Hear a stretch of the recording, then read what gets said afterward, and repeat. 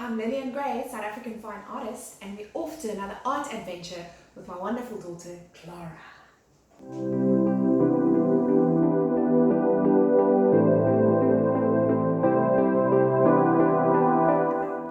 For this project, you guys are going to need glue and the scissors, as well as some paper or your sketchbook, and if you've got a nice fine liner pen.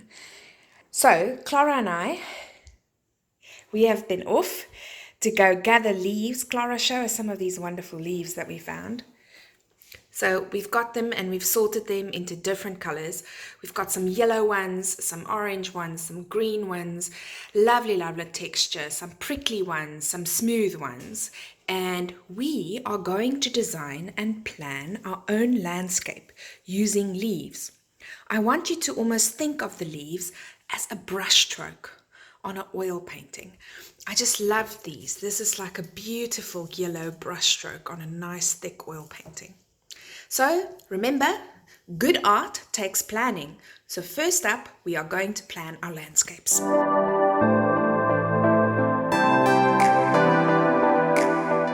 Okay, so how do we actually plan an art piece? And in the creative industry, we use a thing called scamps. So it's a very easy word to remember. And a scamp is just a little quick sketch of where you formalize your ideas. So my idea right here is maybe I'm going to make an ocean with the sun reflecting. I'm going to have trees on this side and low shrubs on the right-hand side. And I'm trying to work out if this is a nice composition, if this is really what I like. Another thought that came up to mind is maybe making a massive tree, and I can use the different textures of the leaves to show the bark. And then I also thought, what if I do a little boat on the horizon, and I use some of the hot colors to capture the sun reflecting on the ocean. There's lots of things you can do, and a scamp is just to quickly jot down what's going on in your mind. Here I can use leaves to maybe make fish, and some of these tiny leaves maybe really makes me think of little seaweeds and a coral reef. So maybe an ocean under the sea scene could also be great.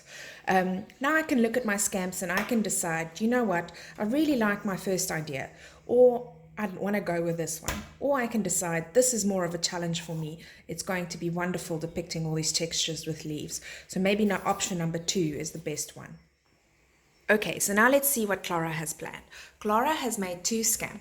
She's got one here where she wants to do a landscape, and she's got one where she actually wants to do a little fantasy creatures inside trees.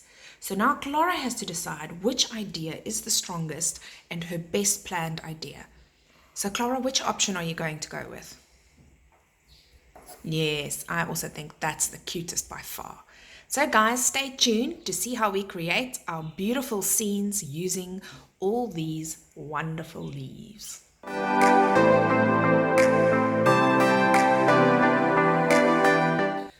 Okay, so before you start, I just quickly want to show you guys, one of the elements of art is called space, right? Remember there's 7 elements of art, and it's really important that you apply all of them. We'll do a video where we cover all of them. One of them is space, how to create distance in an art piece. If I've got a triangle here and a circle here, which one is in front of the other?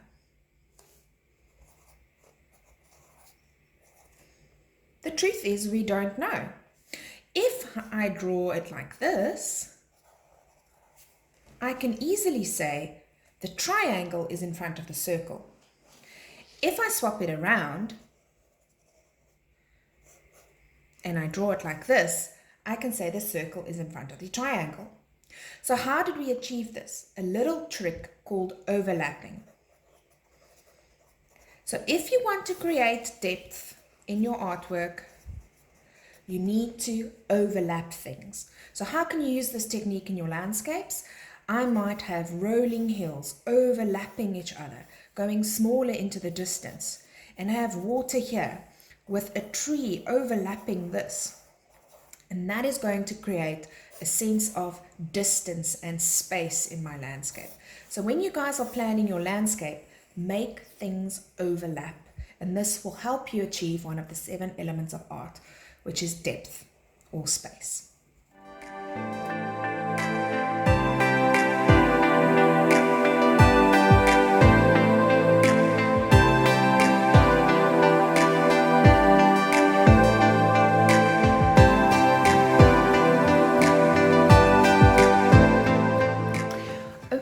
So what I've done here, and just some pro tips, I've started with my background. So I started sticking everything that's at the back, and then we only plan and stick what's on the top so that we can create a depth.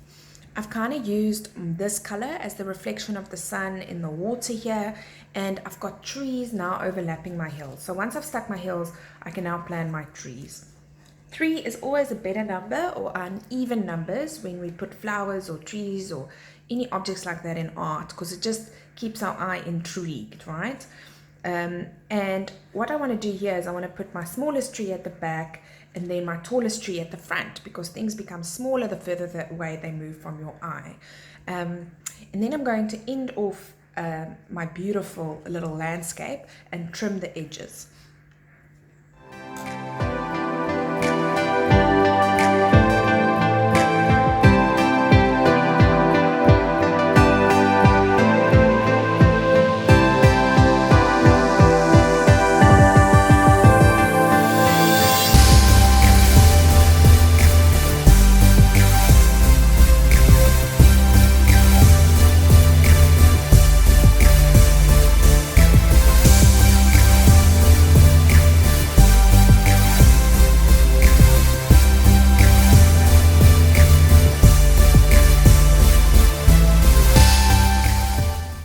There you have it. I hope you've made some amazing, beautiful landscapes. Be sure to subscribe so you don't miss our next challenge. And please post photos of what you've been up to down in the comments below. Clara and I are dying to see your creativity. Until next time.